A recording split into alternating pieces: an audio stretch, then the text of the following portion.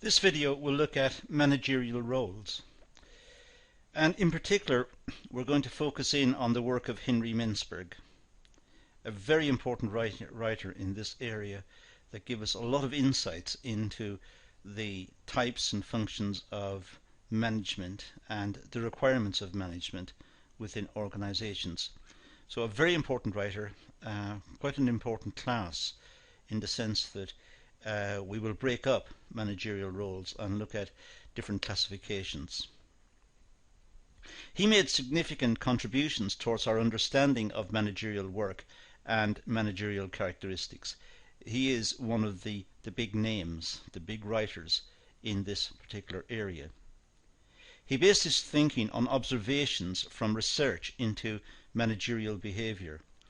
So it is, in a sense, empirical. It's based on observations, it's based on what he understood management to do. He identified 6 characteristics of managerial work. And we'll start by looking at these. The first one is managers are required to be productive and problem solve. Well, that is one of the key functions of managers. They're required to be productive and to ensure that the organization is running according to expectations of senior management. So managerial work is aimed at getting the production system, getting the organization, if you like, tuned up to work, getting it ready to work, and then ensuring that it's productive and it runs effectively. Managerial activity may have variety, and it may be fragmented and brief. Activities may not be structured or scheduled, but still must be resolved and processed. Organizations come in different forms and perform different functions and produce different products. It could be service-based, or it could be some physical output. But the point is that sometimes organizations do not experience continuity in production. They don't experience long runs of the same item. They may have to switch over and produce something else, or they may have special requests from customers. And it falls to the management to ensure that the organization is flexible and yet productive and capable of taking on additional tasks or to undertake variations in its procedures, and to do so efficiently. Managers tend to be interested in dealing with specific issues and ideally current problems. Management is particularly good at dealing with current problems. Thinking long run and thinking strategically may not be the forte of all management. Management may wish to deal with issues in front of them and resolve issues in front of them.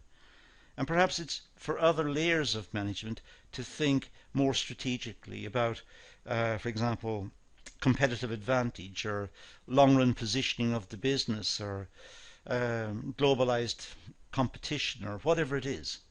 So maybe it's the function of other parts of management to focus in on those particular issues, and for some management then to be left to deal with the operational end of the business and ensure that the functions as currently defined are being carried out efficiently. The manager is the main port of contact. They stand between the organization and a network of other contacts. It's the management who are, in a sense, between the organization, between the very senior levels of the organization and the workforce. It's the management who are between the organization and the customers. So the management, in a sense, is an interface. It's a go-between. It's the contact point that the workers have with the organization. It's the contact point that the customers have with the organization. And therefore, management is seen as very important. They are, in a sense, representatives of the business. So they must have the same ethos and the same orientation and motivation and the same ideals as the organization. But they should also have the skills and abilities to empathize with the workers, with the customers and so on. They should be able to understand their requirements and bring about amicable solutions in times of stress or conflict. Or indeed just disseminate information on a regular basis to these particularly important stakeholders and ensure that the organization is running smoothly.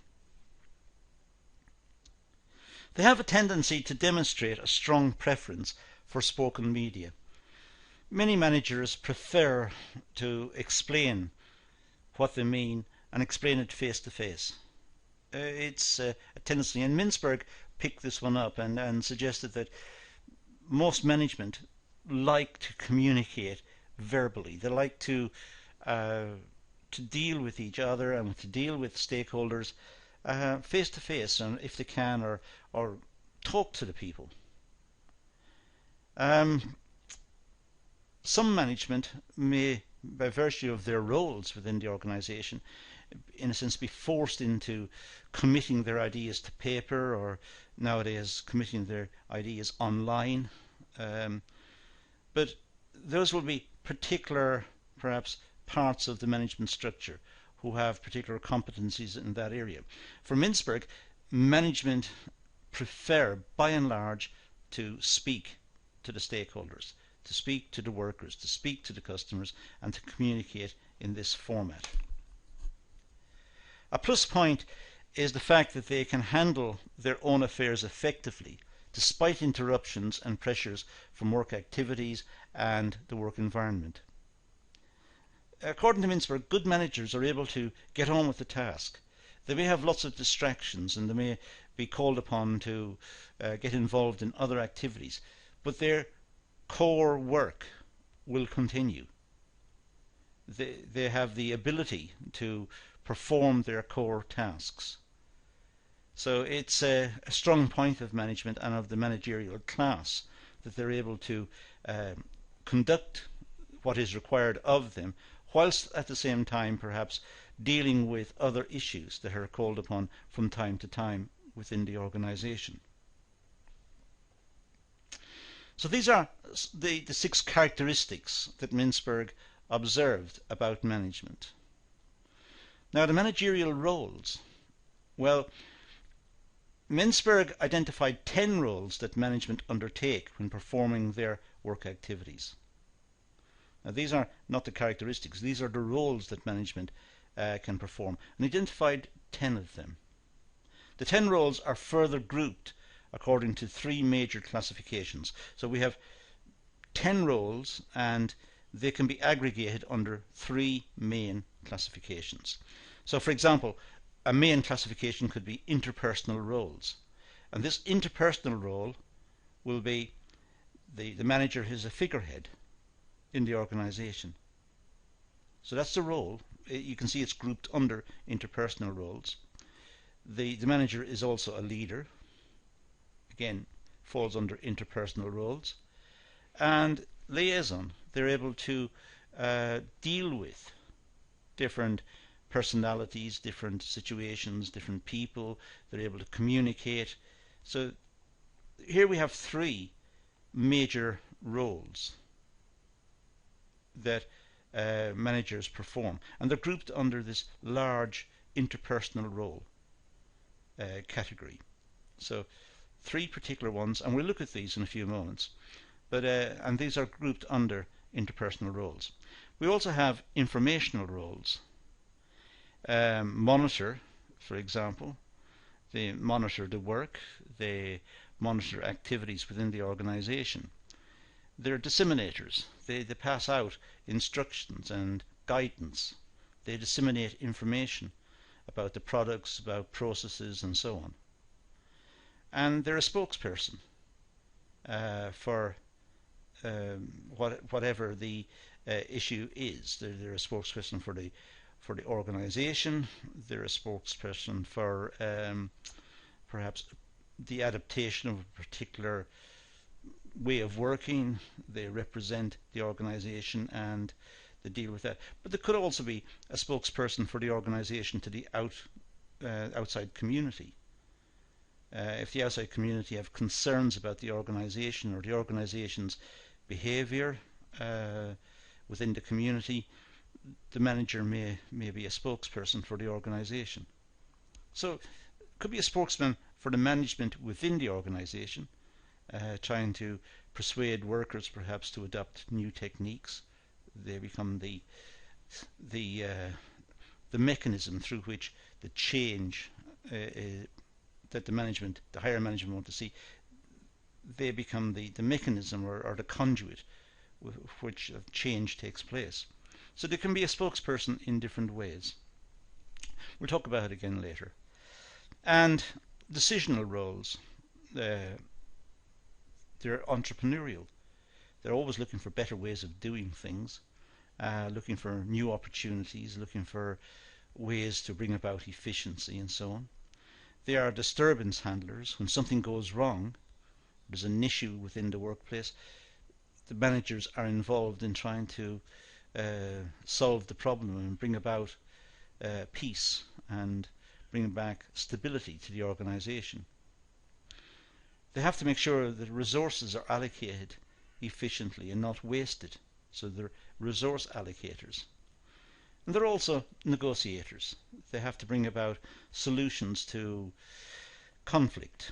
If a conflict arises within the organization, it's the manager who's trying to negotiate a solution and bring about peace.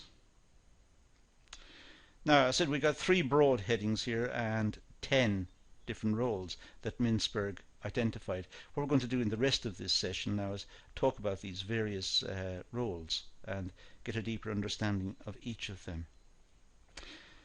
So we'll start with the interpersonal roles, the manager's interaction with others, if you like, and we start with the figurehead. Now, represents the organization to the outside world. As I said, the company may have bad publicity over something, perhaps pollution or some such issue, and it falls to the manager to explain the organization's position and what remedial action the organization is taking and what their plans are, and it just represents the organization, tries to explain the organization's actions and what it's attempting to do to fix the problem. So the manager represents the organization.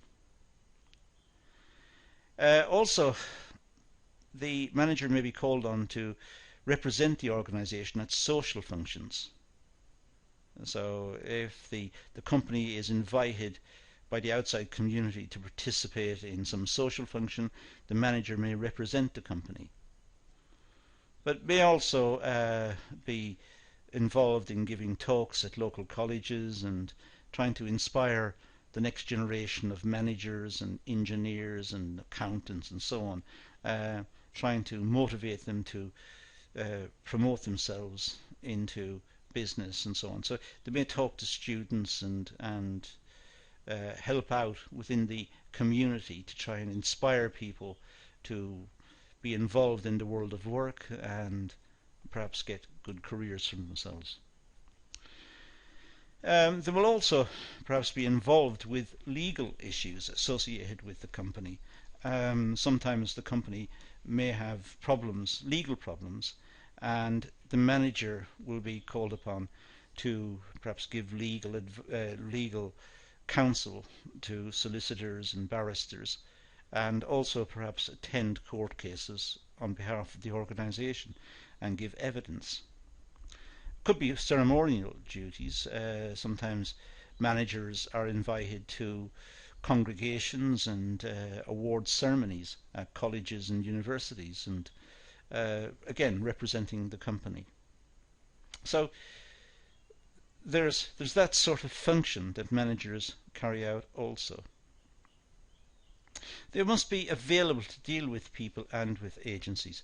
The managers must make time to deal with what pressures are put on them from the outside. Sometimes agencies on the outside will want to contact the company regarding their policy on a certain issue, or a journalist may need a comment from the company about employment prospects or how they see the local economy or some such issue. And again, it's the manager who will respond to this. And the manager will have a certain status and authority by virtue of all of these, and will be recognized as having that particular status and authority. So that's the figurehead function according to Mintzberg. Now, leader. Well, the leader is responsible for hiring, training, motivation, evaluation and supervision of subordinates. So the leader is the one who hires, trains, motivates, evaluates and looks after the subordinates.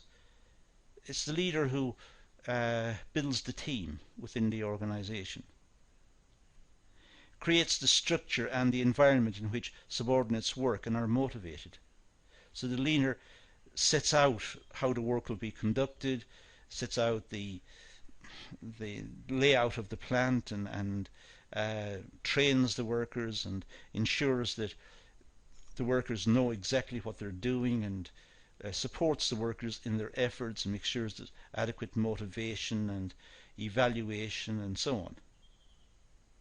And the leader must observe and monitor activities to ensure not only that they're safe but also that they are being productive. There's no better way of doing it. And encourages employees, provides prospects for career progression and promotes and disciplines. So the manager is involved in all sorts of activities with the employees, looking at career progression, training, application to the job, motivation, and will promote people who have made extra effort and will discipline people who are breaking the rules. And the manager aims to balance subordinates and organizational needs to allow efficient operations. So it's looking at the interplay between people and the organizations. It's making sure that the organization is being fair to the workers, but also that the workers are being fair to the organization, that each are being reasonable in their expectations of what the other can do. Now, liaison, well, is responsible in maintaining good relationships outside the organization. So the manager liaises with the local press, with local colleges, with the local government, and it keeps channels of communications open to these particular agencies and is able to put the company's point of view across to them. Information and Communications Centre. It's important to have networking skills in order to build relationships. So the manager may have to attend local Chamber of Commerce meetings or Institute of Directors, or it'll have professional meetings with colleagues as well, people working in the same area from different companies, attend dinner functions and just generally represent the company outside of the organization itself. And then we move to informational roles. Well, these are the exchange and processing of information, monitoring role, disseminator and spokesperson. We'll start with monitoring. Management responsibility is to collect data from external sources and also within the organization. Management must collect the data because it's the data that helps the management make good decisions. The data is collected, appropriate data is collected, and then refined into information. It may be processed, it may be manipulated through statistical calculations and so on, so that it's available to the management to make informed decisions. So it's important to analyze information in order to evaluate the company's current situation. See how the company is doing vis-a-vis its competitors. See how it's doing in the marketplace. So the manager must monitor the activities of the organization. It must monitor its performance in the market. It must pick up data and ensure that the company has adequate sources of data to enable management to make informed decisions. The management should monitor the internal operations of the business. The management should know how the business is running completely. It should know all the different functions. It should know who's doing what and how they're linked to each part, and there should be a good organizational chart indicating areas of responsibility and connections between one section and the next. And there should be a good communication system right throughout the organization. But it should also monitor the external environment, looking at government proposals to increase corporate taxes or reduce corporate taxes, local taxes in the area, employment within the area, training courses available for appropriate staff. Look at all of the external factors, the factors that the organization can't provide itself, but it may have an input, it may be invited to have an input nonetheless in the provision of, let's say, courses or in panels advising government regarding particular expenditures, or looking indeed at local community groups and the expectations of local community groups, and looking at the organisation as a member of that community. And as a member of the community, it may have similar issues to the residents in the area.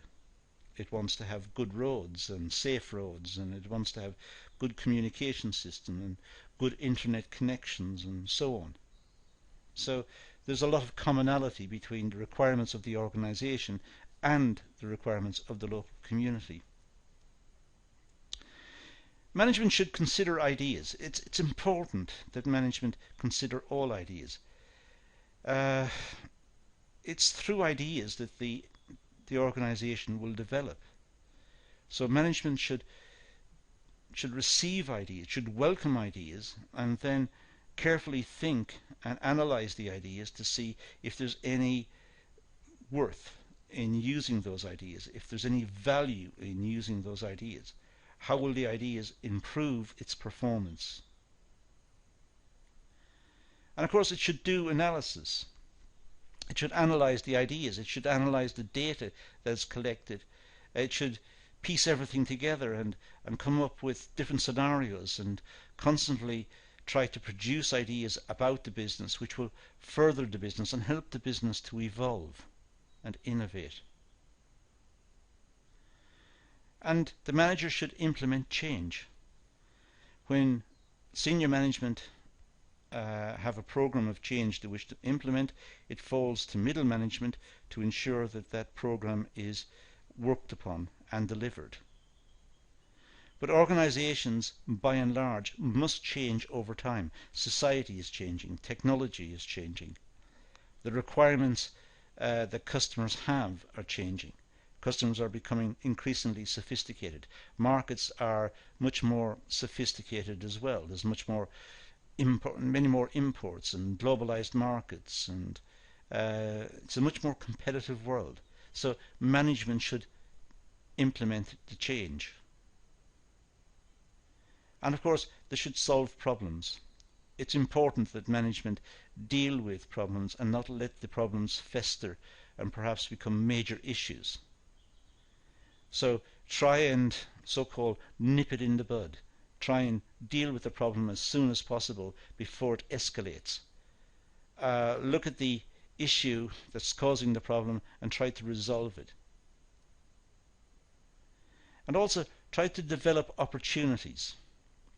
Try to look at what the company is doing, look at the product it's making, the market it's operating in, and try to be, in a sense, entrepreneurial. It's a topic we're going to come on to, but try to be entrepreneurial and look for the idea of developing opportunities. In what ways can the organization spread out and do something different, extend its market and extend its presence in the market?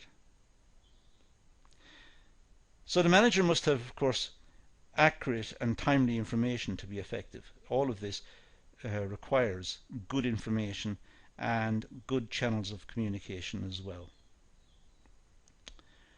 Now the disseminator, well, the manager is involved in sharing information to other staff within the organisation. It's the manager who passes on the information from senior management to line management to the operators. So it's the manager who disseminates information. But the information may not necessarily be entirely based on what the top management is passing down. It could be interpreting figures that have been published in the press, and it's causing concern, let's say, on the shop floor. Figures to say that the company is not selling as much as it was before, or that job security may be an issue. Now, in this case, the manager may want to disseminate the true figures, the ones which are he's authorized or she's authorized to pass on. So they're disseminating information which may allay fears of redundancies or may allay fears of closure or whatever. The manager conveys and translates information to subordinates. The manager is the one who gets the information and in a sense has to modify the content without altering the truth, but modify it so that it's more understandable. It may be presented in legalistic language or in financial language, which is not accessible to everyone. So the manager must translate the information and make sure that everyone understands the content of the information. For example, policies, rules, regulations and values. Now these may be handed down in very formal language. It's important that the manager is able to translate this and ensure there's clear understanding of what's meant by the rules and regulations and so on, and that they can be acted upon. The manager as a spokesperson. Well, as a spokesperson, the manager is responsible in circulating information to internal and external sources. As a spokesperson, the manager must explain policies to internally. Why is the company doing what it's doing or proposing to do what it's proposing? And it must also explain externally, perhaps to the local press, what are the issues. These sources are kept informed of performance, current plans and policies. It's important to keep the workers, the junior management, the middle management, outside sources, the press, the local community, government agencies. It's important to keep them informed about what the business is doing and what it's proposing. It has to do this, of course, without giving away commercial secrets. But at the same time, it should answer questions and issues raised by these particular groupings. For external sources, the manager may be seen as the key person to consult because of expertise and practical involvement in the organisation.